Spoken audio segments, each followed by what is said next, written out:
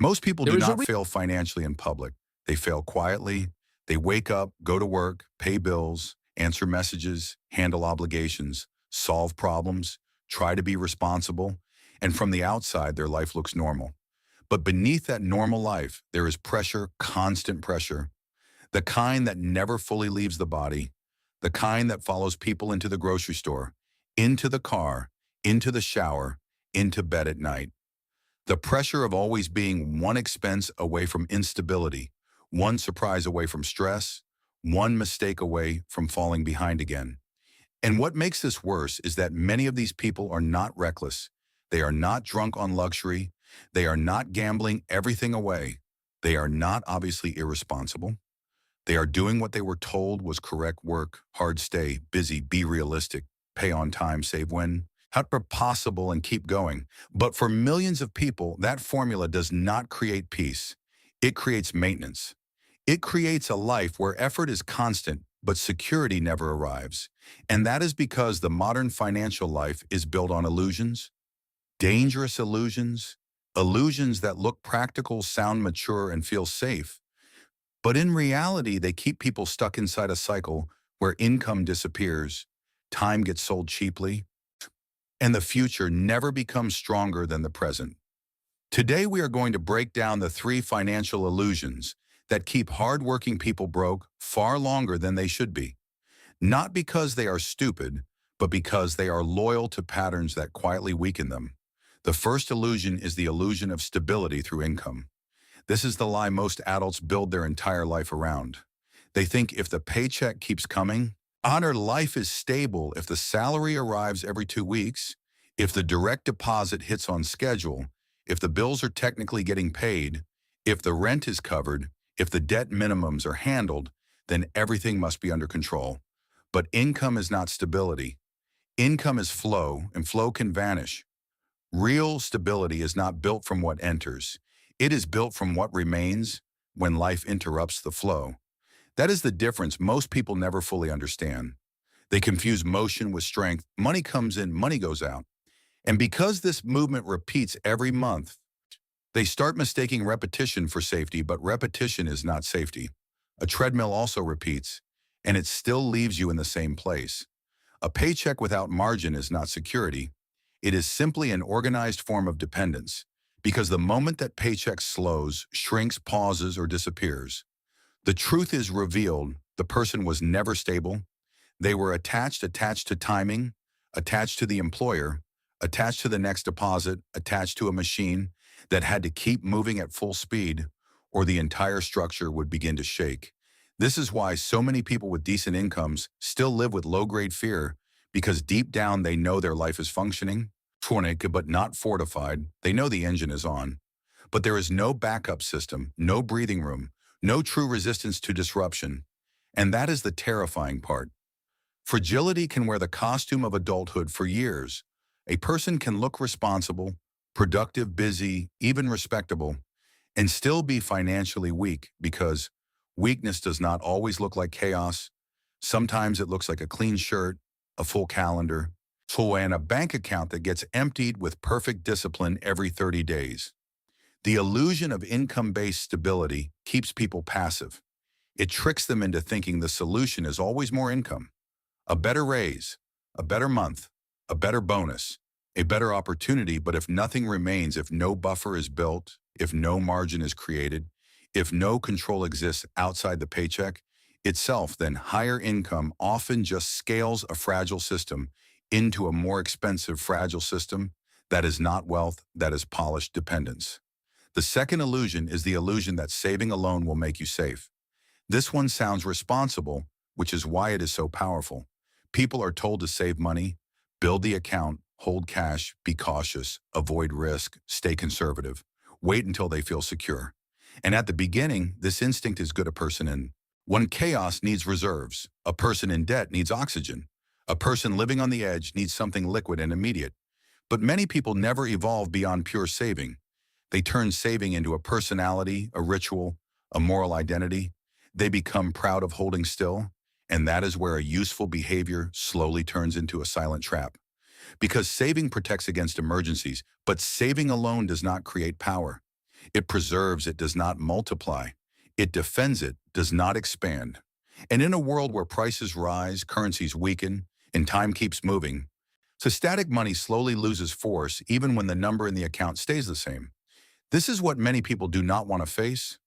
They think safety means keeping money untouched, but untouched money in the wrong ratio eventually becomes passive surrender, especially when the person is sacrificing years of energy to build that pile while never converting part of it into anything productive.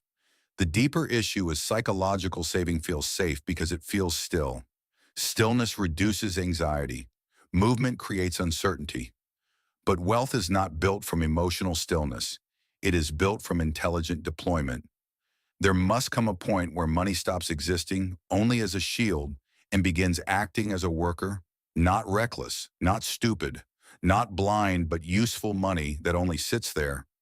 May comfort the nervous system, but money that is never ease trained, never allocated, never positioned to produce anything beyond reassurance cannot carry the full burden of long-term freedom. This does not mean everyone must become some hyper-aggressive speculator. It means mature financial behavior eventually requires a shift from protection to controlled multiplication. Otherwise, the person spends years becoming a very disciplined guardian of assets that never truly change their life. They save, they wait, they hesitate, they preserve, and then one day they realize they protected the seed for so long that they never planted it. The third illusion is the illusion that small financial leaks do not matter. This is where people lose enormous parts of their future without ever experiencing one dramatic collapse because small leaks do not feel dangerous, they feel deserved. Minor, temporary, human, the extra subscriptions, the delivery fees, the casual upgrades, the status purchases, the convenience costs, the small indulgences after hard days, the quiet habit of using money to repair mood, boredom, identity, apurter, or fatigue. None of this looks fatal. That is exactly why it survives. People do not protect themselves from what feels harmless. They protect themselves from obvious threats. But most financial decline is not the result of one massive explosion. It is the result of repeated softness around small decisions. A life can leak from 100 invisible cuts, and every one of those cuts steals something more important than the money itself. It steals optionality because the real power of money is not consumption. It is choice, choice to leave bad conditions, choice to say no, choice to rest, choice to survive shocks, choice to act without panic, choice to build instead of constantly recover. Small leaks destroy that choice quietly. They turn future options into present comfort. They convert tomorrow's flexibility into today's relief. And because the relief is immediate while the damage is delayed, when the nervous system keeps approving the trade, that is why this illusion is so dangerous. It is not just financial, it is neurological. It teaches the brain to exchange long-term power for short-term soothing, again and again, week after week, month after month, until a person becomes very good at staying. Almost okay, that phrase describes millions of lives. Almost okay, not destroyed, not thriving, not secure, not free, just functioning at the edge of enough small leaks, are the architects of that condition, because people imagine wealth is lost only in large amounts. But in reality, wealth is often prevented by the inability to protect small amounts. With consistency, discipline is not tested when something is obviously disastrous. Discipline is tested when something feels harmless.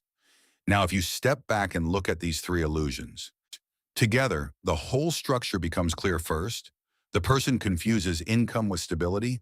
Second, they confuse saving with wealth creation. Third, they underestimate the cumulative violence of small leaks. And the result is a life that appears responsible but remains fragile. That is the tragedy of modern adulthood. Many people are not failing because they lack effort. They are failing because their financial philosophy stops at survival. Survival's not enough. Survival pays the bill, answers the email, makes the minimum payment, gets through the month. But survival does not build command. Command is different. Command means there is margin, there is intention, there is reserve, there is deployment, there is behavior strong enough to protect the future from the moods of the present. So what is the reversal if these are the three illusions? What is the doctrine that breaks them? The first shift is this: stop asking how much you earn and start asking how exposed you are. That question is more honest. Two people can make the same income and live in completely different realities. One is exposed to disruption at every angle. The other has margin, buffer, restraint. Sorrow and usable reserves. The second shift is this. Stop worshiping the act of saving and start respecting the purpose of capital. Capital has a job. Sometimes that job is defense. Sometimes it is patience. Sometimes it is flexibility. Sometimes it is production. But money should not remain psychologically frozen forever just because movement feels uncomfortable. At some point, the mature question becomes not how do I hold this forever, but how do I position this intelligently? The third shift is this: treat small leaks as strategic decisions, not casual moments, because every repeated expense is a vote. A vote for the kind of life you are building, a vote for pressure, or margin for appearance, or strength for soothing, or control for dependence, or optionality. Once you understand that, the money becomes less emotional and more architectural. You stop seeing finance as random stress and start seeing it as a structure made visible through repeated behavior. That is where real adulthood begins, not when you can buy more things, not when your salary looks impressive, not when people assume you are doing well, but when your financial life stops relying on illusion, because illusion is expensive. The illusion of stability keeps people dependent. The illusion of safety keeps people passive. The illusion of harmless leaks keeps people weak. And by the time these patterns have repeated for years, so a person can feel deeply tired without understanding why progress never seems to hold. It never holds because the structure underneath it was never corrected. That is the hard truth. Peace does not come from income alone. Security does not come from stillness alone. Freedom does not come from good intentions alone. They come from design, from seeing clearly, from preserving what matters, from deploying with intelligence, from refusing to let comfort quietly overrule construction. That is the difference between looking functional and becoming strong.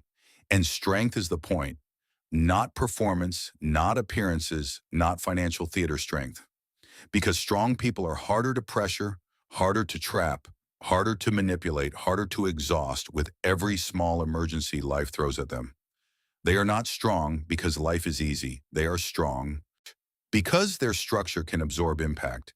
And that is what most people are really searching for when they say they want more money.